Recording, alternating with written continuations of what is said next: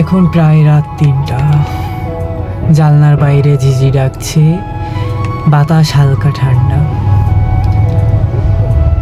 আমি বসে আছি টেবিলের সামনে, একটা পুরনো খাতা খোলা, কিন্তু পৃষ্ঠা এখনো ফাঁকা।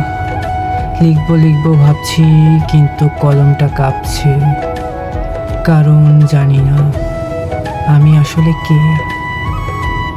দিনে সবাই বলে আমি ভালো মানুষ, রাতে নিজের চোখে দেখি আমি কতটা খারাপ।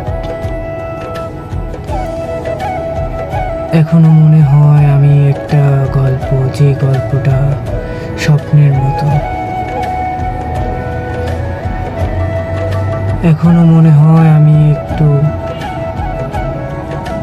খানি আগুন, যা জ্বলে নিভে যায় তবুও চিহ্ন রেখে যায়। জীবনের প্রতিটা কোণে আমি আছি, আনন্দে, দুঃখে, রাগে, ভালোবাসায়। কিন্তু আসলে আমি কে সেটা খুঁজে পাই না।